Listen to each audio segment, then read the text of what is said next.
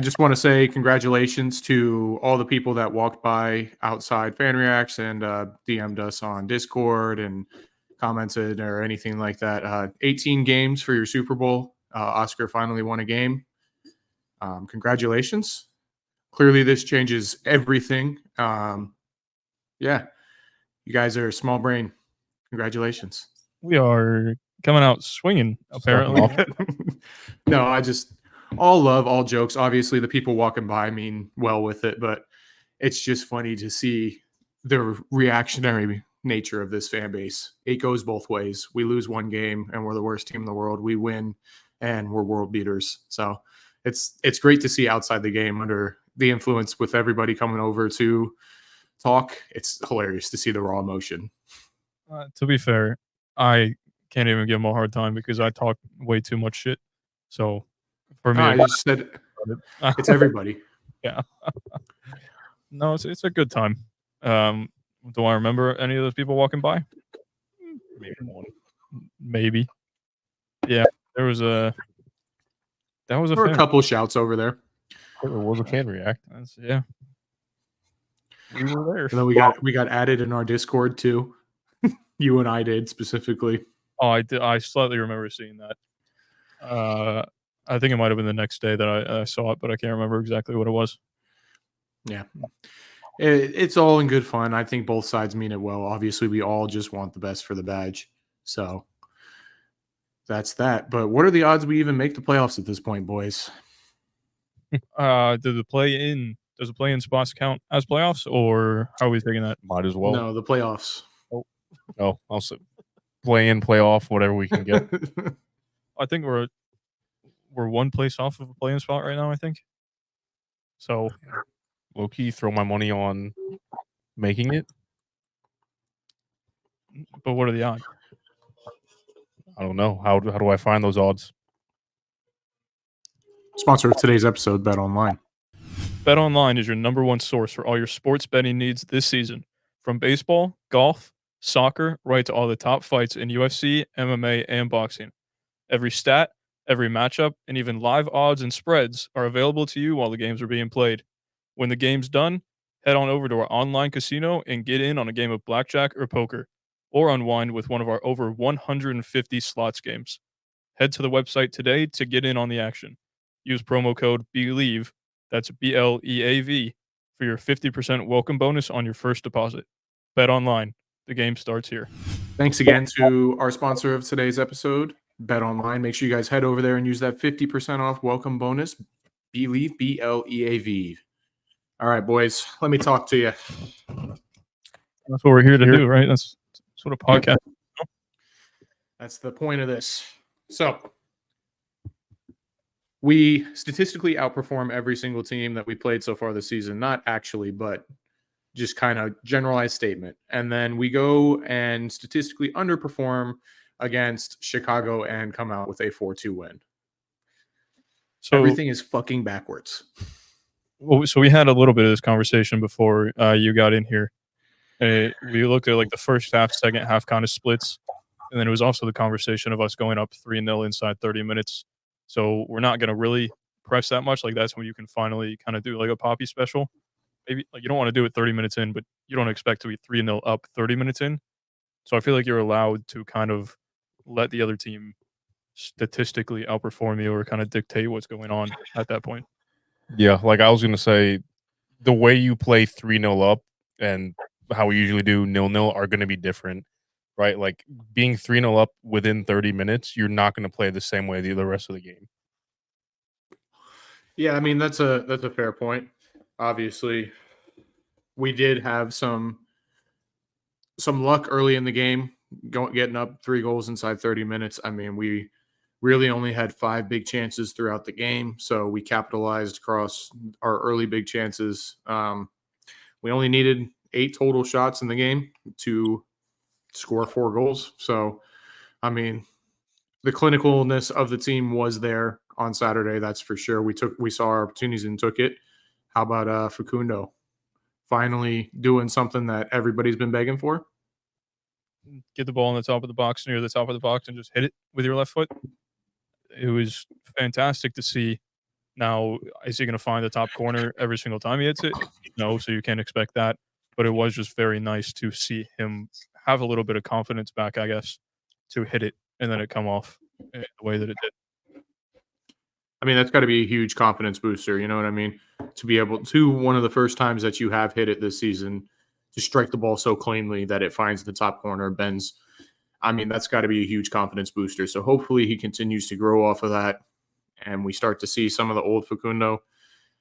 But again, I feel like it doesn't change the sentiment of the fact that, my guy, you're our DP. You can't take 19 games to get going. Like, if he gets going at this point, I don't think it excuses him from the fact that we've gone 19 games with 3 goals. No, like the best of the best will do it consistently throughout a season. You don't want your DP, what's he, 24-year-old star of the team, to just turn up in the last half of the season, right? Like, you're not gonna do anything of importance that way. Like, yeah, sure, you can go ahead and win the MLS Cup. Of course, that's a great honor, but in my eyes, I do want the Shield because I think that's a better achievement than the MLS Cup. I mean, I think as footballing fans, we all have that same sentiment. It's just the same. That's the way it is around the world. If you grew up watching Premier League, Serie A, La Liga, whatever, that's what you're taught. The best team wins the trophy at the end of the year with the best record. There is no playoff there. You've got cups for that kind of stuff.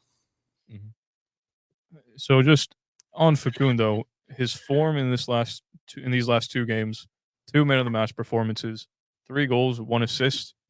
That, again, fantastic. I am so happy that he's doing this again, but I don't know if we can put our hope in him having these man of the match performances every single week. Ronaldo can't do it. Messi can't do it. Mbappe can't consistently put out man of the match performances week in, week out. So it is fantastic that he's back in form. But again, it is only 2 matches, so we got to see it consistently. Hope that happens. Pray that it happens. It's not like I'm asking it not to happen, but just almost like be prepared for when it doesn't happen. And then also don't fully just be back on the train of, Facundo out, sell him for whatever we can. Let him get back in form. Give him a little bit of praise here and there, right? He does deserve it, but he's not a world beater. Yeah, I mean, he had 2 good games. I'll give him that, but I'm not going to gas him up yet. Like, it's going to take a couple games to finally be like, this is the Facundo I expected to see. You don't have to score game in, game out. You don't have to be, assisting everyone. But the way that he plays has to be improving from this point on.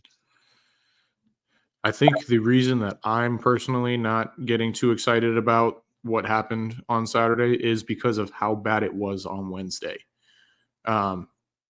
Just to see that stark difference between the 2 games, like, we easily should have beat the shit out of Charlotte.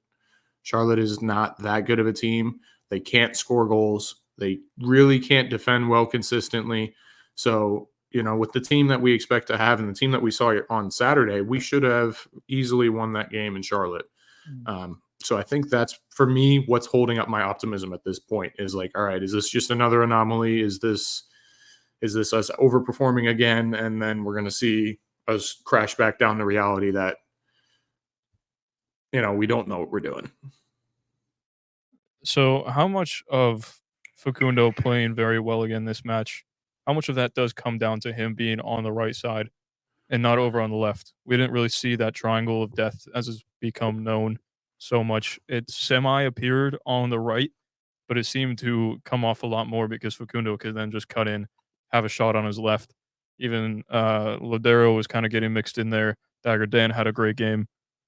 Does it all come down to him being on the right side? Or is he just in a purple patch currently? I think it definitely contributes. That's what we signed him to be, is a right winger. Crazy that you play the man in the spot that you signed him to play and he performs well. I don't know. I don't think it's a hard concept or rocket science to say that he's comfortable over there. He's played most of his career in that spot. So he's going to be willing to do things there that he wouldn't be willing to do.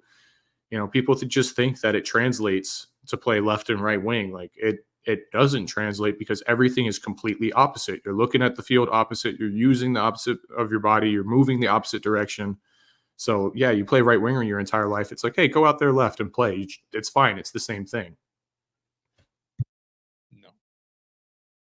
Is playing first base the same as playing third?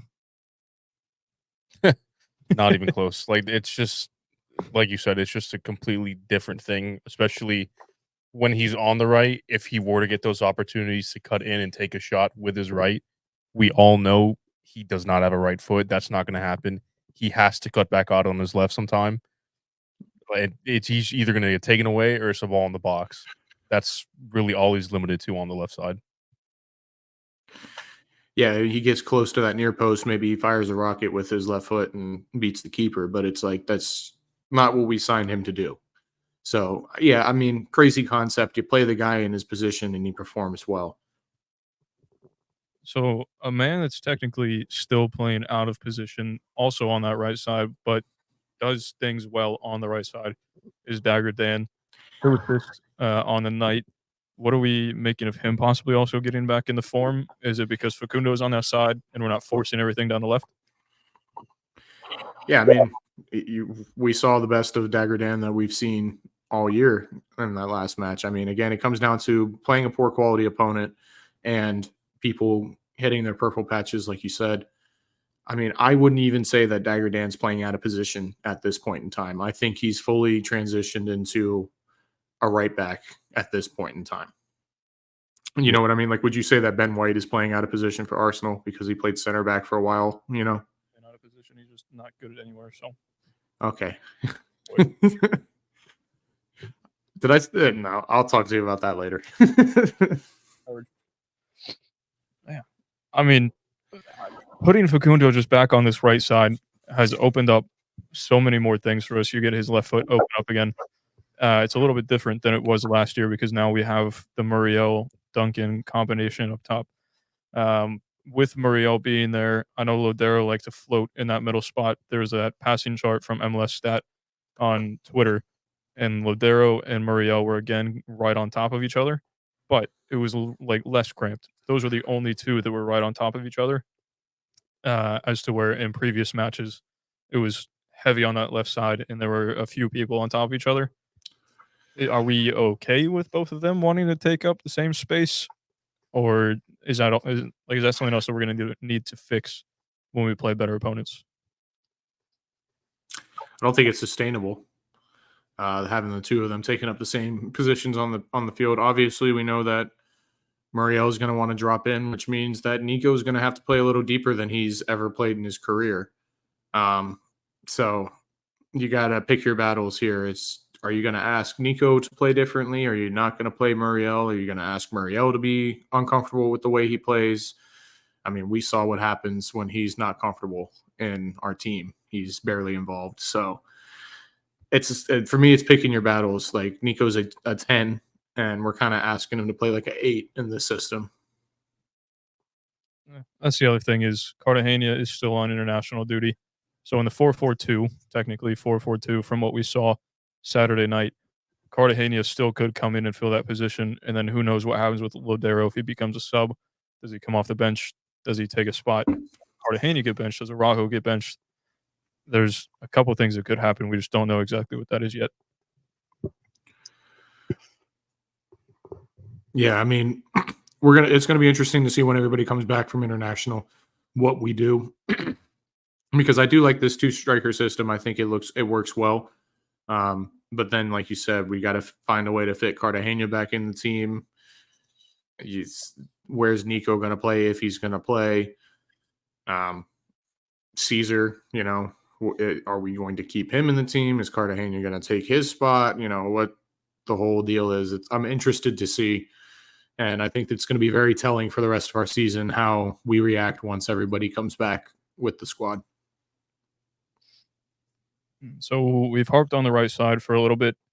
That left side, still, we're going to give him a little bit of love, even though not as much happened over there. We saw Facundo and Angulo kind of invert a little bit, come a little bit more inside, so then Dagur Dan could get down the wing and Rafael Santos could get down the wing. Is that something that we want to see on both sides? or is it going to be right side heavy, or is that kind of balance on both sides playing the same way and having Caesar drop into that back line what we want to see going forward? Go ahead, Dave. I'll let you talk about your danger man. I don't. This season it's been really weird because obviously we haven't performed, but I also expected a lot better of Rafael Santos. I think it's just a product of course everything that's been going on with the team itself. But I mean, it would be nice to see him get more involved. But I mean, the quality of his crosses that we've seen this season have not been the same as we saw last season. So I mean, I really wouldn't mind if we, maybe went not super heavy on the right side, but maybe favored it a little bit. Yeah, I mean, I think we should see more of the inverted wingers, letting them get inside and let our fullbacks get up the field a little bit more. I think that's where both of them are most comfortable. We just got to be careful about that counter. That is something that Robin has been good at dealing with in past seasons. Who knows where his fitness is at this season? He's still been decent, but I think we're kind of getting to the point where we can't rely on him to be that guy that can clean every single counterattack up with the beautiful slide tackles that he has, to be fair. But maybe Brecalo becomes that guy once he comes back from international duty. But I don't mind us kind of going heavy on the attack if we have someone back there that can clean it up. Yeah, no, I agree. It's just we got to set ourselves up for success at the back. Are we doing that with Schlegel back there? Nope. All due respect, but how'd they score their first goal? Put it in the back of the net. Of Penalty. given up by who? Someone. Yeah, that buddy went in there full Superman slide. That he did. Have we come to expect anything else from him though? No, yeah. Schlegel's gonna Schlegel. Yeah. At some point in time, it's going to happen. So we've kind of that's the truth of the matter, unfortunately. It happened early into the second half in the 53rd minute. And at that point, I think we were semi on cruise control. We were already up. It was 4-0. No, sorry, 4-1. So we were up 3-1. We were up 3-0. Went up 3-1. Got the fourth. I think we were just kind of looking to close the game out. Wow, I forgot how to speak in these last 30 seconds. You're right there. No, but making those boneheaded mistakes is something that can kind of kill your. Oh, let's just see the game out. We don't have to exactly sit back, but just kind of play the game, not go crazy. But then you make that mistake and everything just goes to shit, for lack of better words. So we can't really have those mistakes happening, even when we are holding a comfortable lead. Am I tripping, or was it their first or second goal off the pen? It was our first. Second goal was the Robin assist. Back pass. Also, going back to Schlegel, with him going down somewhat late in the game, would that not be a good time to see someone like Thomas Williams come into the game? I thought it would be. Yes and no, because the scoreline doesn't really reflect the reality of that last 20 minutes of that game. We were on our heels a lot, defending a lot. Mason won us that game. Like, there's no doubt about it. Our attack was great. We scored some goals. But that could have very easily been 4-4 if Mason doesn't come up with a couple of big saves. 100% agree. I think he's been fantastic the past couple games. I think he's just been unlucky. Mm-hmm. Yeah, the mistakes that have happened, I can't completely fault him for all the goals. You know what I mean? Like, what are you going to do on the pen? It's 50-50. You guessed the wrong way, unfortunately. Especially that, Robin assist that night. That's, you're moving one direction and you're not even expecting it. Trying to get down it's tough.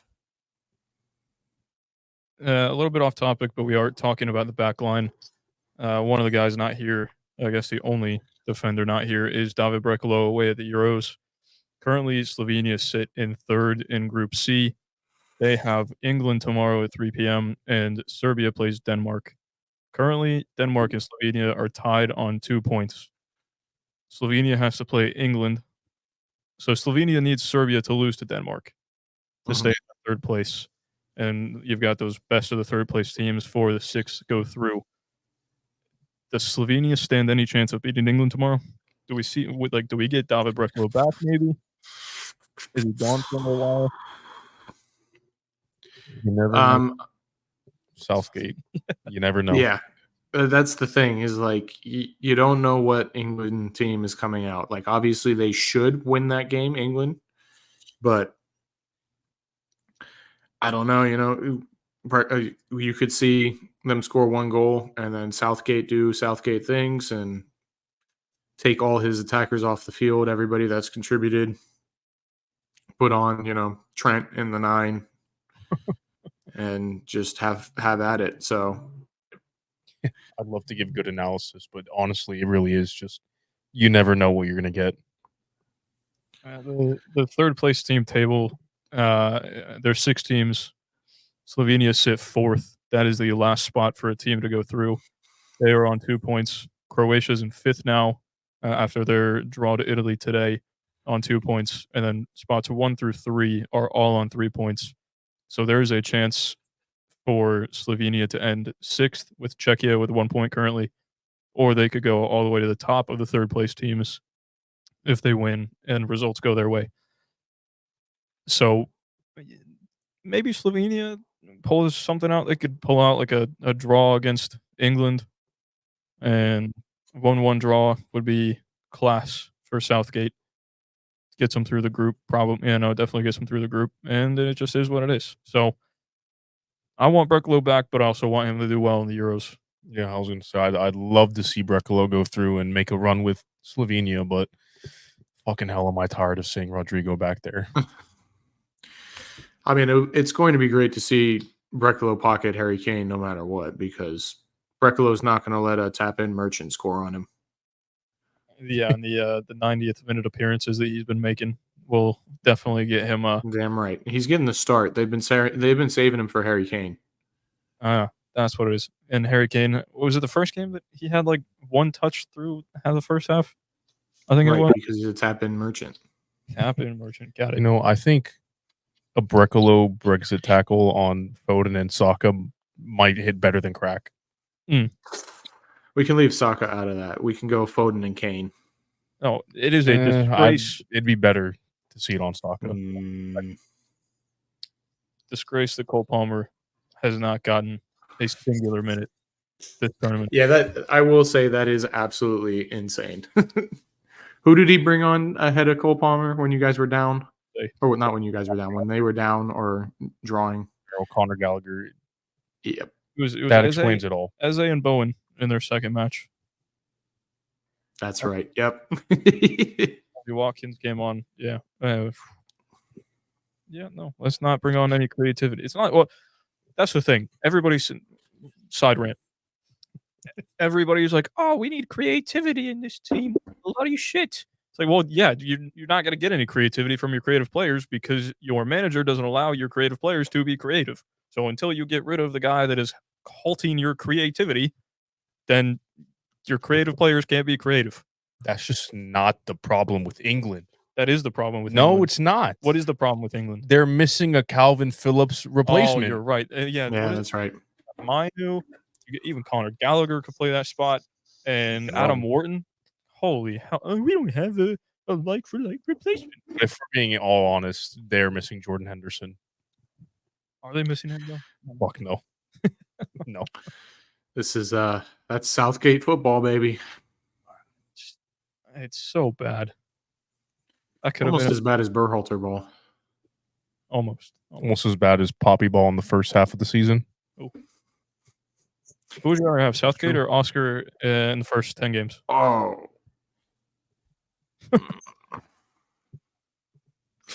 I mean, Southgate would have pulled out results. Would Southgate pull out results, or does he just get saved because he has one of the best squads in the world? We have one of the potentially. Us, if we're being honest. Possibly, yeah. It probably would have gone exactly the same if we're being honest. Maybe more draws than losses, but Nah, it would have the exact same thing would have happened. I think we would have drawn with LAFC. I don't know. We sit way too far back. I don't know. Maybe it would have been 2-1 instead of 3. either way, it wouldn't have Anyway, been the Columbia. Sure. Because that was one of the managers we were just talking about. I know, but he at some point he mentioned Greg. Bum. Absolute bum. All right. I'm putting this on you, Cannata. Get us back on track.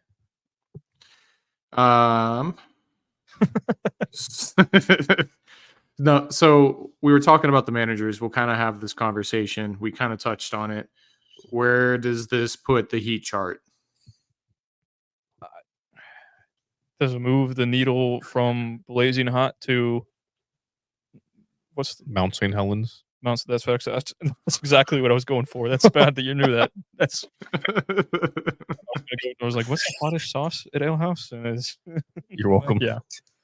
So, like, does it really tip the scales that much? No, because albeit both goals aren't really on Oscar tactically, that we conceded, and it's finally nice to see Facundo shooting.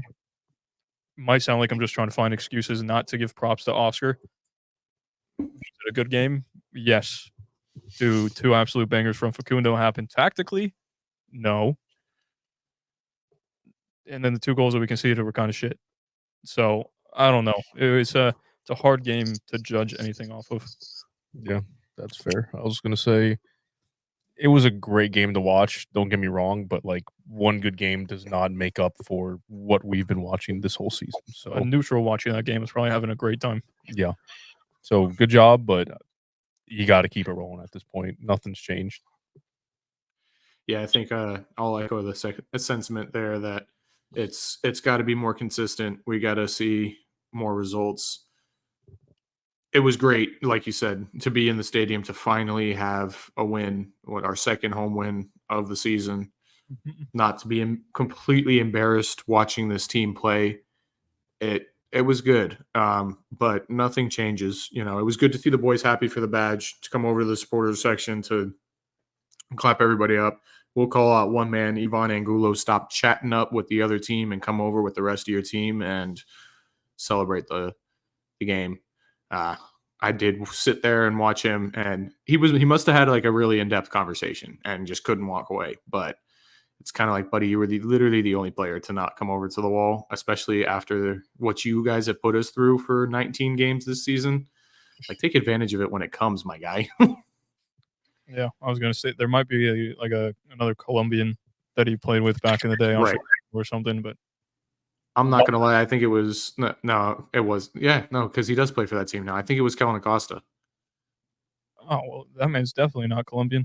I know. That's one. But anyway, not to just poke at anybody. It's just kind of like, all right, these are the things that people take notice of. It's not like I was the only person that noticed that you're the only person that didn't come over to the wall. Let's take advantage of those opportunities when they come. Again, happy to see the boys happy for the badge. Let's hope that this keeps it going, because holy shit, is it hard to make content when we suck. It's repeating the same thing over and over again. It's nice. I'm so happy to have something different to talk about. Yeah, it's refreshing. You got someone, or I was gonna. No, you're completely right. It's just been sucking, and it's finally nice to not suck for once. So speaking of keeping it rolling, NYCFC away on Saturday. We head back to the trash can that is Yankee Stadium. No offense, it's just playing in the baseball stadium. I'll allow it. They are, I believe they're, let's look, 6th in the table, 8 points ahead of us, a record of 9 wins, 2 draws, 8 losses. So they're just above 500. That's literally a 500 team right there. And I feel like that is someone that we should be able to compete with. Now, can we sign Kyle Larin on loan so he can come back and score a hat trick like he did in 2018 or whatever it was, 2017? No, wish we could. but this, like, It's a winnable game. It is. It's a game that you can use to prove, like, all right, we're back. This isn't just a fluke game that happened. This is the one to go do it against a team that's 500. Their recent form. Let's see, their last 5. Oh, they are on a 3-match losing streak. This is set up for us Mhm. to either shit the bed again or we're gonna go in there and prove a point. It should be building off of what we started in that Chicago game, realistically. Mhm. Yeah, well, it's either that or I'm going to play devil's advocate here. This is the game that they're looking at like we need to get back on track. Also true. This is a winnable game. This is a team that we should be able to throttle at home. Like, you know, Chicago was on a little good patch of form there until they played us at home. So it's just like who's going to take advantage of the opportunity in front of them because both teams are looking at this game like, okay, we have to do something here. How is Maxi Morales still playing? What was he? 37, Brothers on science or something. 5'3", 37-year-old. Get this man a pacemaker. He's right around the corner. They do have Santi Rodriguez. He is on 4 assists, 7 goals this season, playing off that left side for NYCFC. And then they also do have knockoff Ojeda. Augustin Ojeda is a 20-year-old Argentinian bum, 2 goals in 13 matches. Don't know why they bought knockoff Ojeda, but it is what it is. Yeah, they saw the goal that Ojeda scored last year off the free kick, and everybody was like, huh, wonder if he's got a brother. Why would you want to knock off Ojeda when Ojeda's Knockoff Ojeda. Why would you want Ojeda at home when we have B-Tech Ojeda at home? I will say they do have a decent midfield pairing in James Sands and Keaton Parks. They've kind of kept their level decent through the season, I would say. So that is something that I would look out for is the control of the midfield. That could decide which way this game goes. Do we try to control it? Are we not able to? Are they not able to? Kind of might swing the balance of the game is the midfield control. Yeah, I mean, with how suspect our midfield's been all season, it's definitely going to be the deciding factor in this game. Very well could decide things. I hope it kind of swings in our favor and we control it. But like you said, it's been suspect all season. Lodero and Araujo just started. Now we finally have a full week to come back, so we could see that same starting midfield if that is what Oscar wants to continue with. Then you have the likes of Felipe Kuchevsky, who I believe came on Saturday. Yeah. Yes, he did. Yeah, finally got some minutes, albeit was it like 90 or was it like 84? Before, because it was before I went out of the stadium. Okay, so like 70th, 70. Yeah, he probably got about 15, 20 minutes of match time. He didn't look bad. It was good to finally see him on the pitch. It's evident that we need to get him more time though, because he's a little bit off the pace, and that just comes with minutes at the end of the day. Yeah, you freeze the man out of the squad. Apparently, he's played in 5 matches this season so far. He got 23 minutes against Chicago, 1 minute against Chicago, the May 29th, 1 minute against San Jose, May 19th.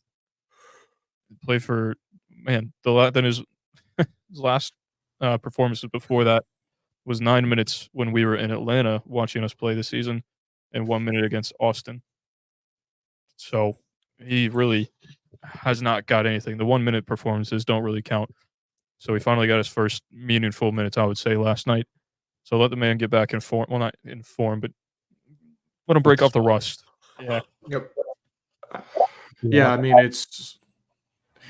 he needs to get minutes because we see Felipe, he's definitely up there in age. Like, all the respect to the guy, he always goes out there and gives it everything he can, but sometimes it's just not good enough, So we need the youth to be able to slot in when we're down like this. We can't put ourselves in these situations. We saw how good he was against Flamengo. Granted, it was a friendly, but if he's going up against one of the best teams in Brazil and going out there and looking the way he did, there's potential there.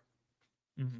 there is, but apparently we didn't want to use it up until more than halfway through the season. So, Oh, well, because we're great at developing players here.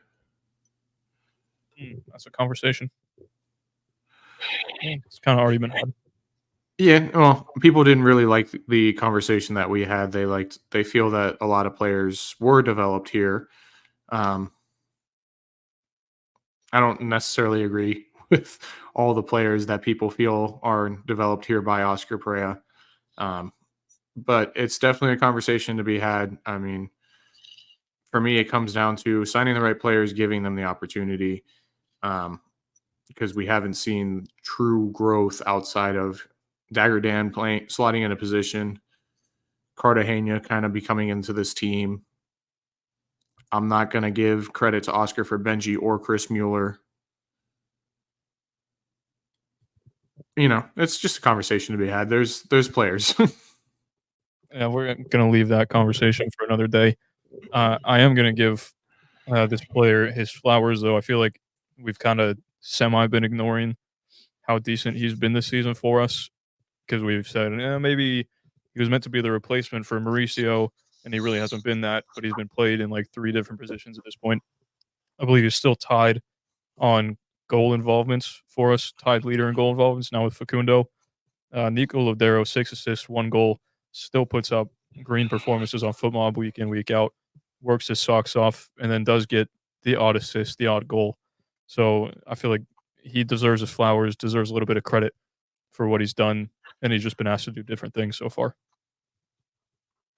He's taking it all in stride, and you know what you're going to get out of him every single time he steps on the field. He is going to work his ass off. Is it going to result in goal involvements all the time? No, but he's going to give you everything he can for 90 minutes.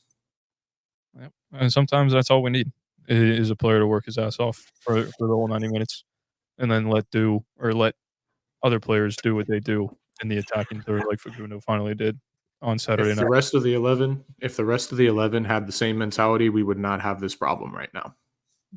I would have to agree with that. 10. Huh? Robin. I feel like Robin has that. Yeah, that's fair. Robin working. I just meant the rest of the team in general, total. Like, I didn't want to, that's fair. Robin Johnson definitely has that same mentality. I feel like Duncan McGuire has that same mentality. I think Mason's got that dog in him from every time we've seen him on the field. So, yeah, that's fair. Covered NYCFC a little bit. Got the match review for Chicago. Something that we haven't done in a long time. Yeah, I was gonna say the top 2, bottom 1. We haven't even done bottom 2, top 1 recently because it's just been bottom 11. Yeah, correct. 12. Yep. Well, I feel like there's an obvious one. Facundo is a top 2, one of the top 2. So getting him out of the way. Agreed. Yeah, he's got to be the top. I mean, two goals, and both of them with the quality that they were. I mean, who else on our team you could put over him? My other top is going to be Mason. Single-handedly kept that game a 3-point game for us. I feel like you agree. Yeah. Like you said Facundo without those goals, but without those saves, we probably would have lost. And I'm going to go a little bit different just to give another man his flowers, and that's Dagur Dan finally being allowed to have that interplay going up the wing, get those assists, get back involved in the attack because he can do both. He ended up with 2 assists. I believe it was an 8.8 on football, so he was doing just about everything right that match. Mason could very well have taken that spot, and it could have been a clean sweep, but I just wanted to be a little bit different and give Dagur Dan his flowers also. Fair play. Yeah, I mean, toss up for me between Dagur Dan and Mason. I mean, this is the Dan that we need to see for the rest of the season. I mean, you could just see how frustrated he was getting with the way we were playing and how little he was seeing the ball. So it's good to see him get involved. Yeah, see what happens when you get him in space. Wow. See what Crazy. happens. I don't want to. Also, there's a conversation for later, but there could be a conversation in net. There very well could be. Bottom 1 gave away the penalty. Rodrigo Schlegel. It's what it is. Yeah, kind of unfortunate, kind of not because you're stupid. But you just got to have a little more confidence in the man behind you. I feel like what that was panic because he knew that he was going to have a shot on goal.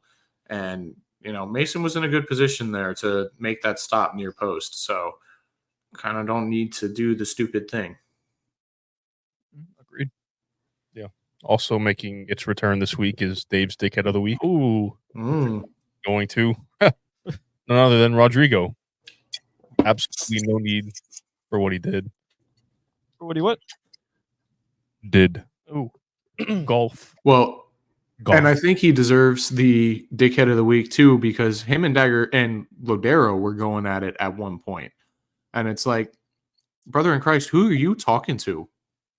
I don't know what happened there, but sure, that's why I gave him the Dickhead of the No, Week. I'm just giving you another reason to put him up there for Dickhead of the Week, because it's like, I don't know, maybe one of the best 10s in MLS history, and you're going to sit here and try to scream at him and tell him how to do his job when you are a rotation player for the second worst team in the East at that point in time. Yeah, also just watching Just him going to say. pisses me off. Did he do his arm thing? Oh, Yes. of course. Oh, Yes.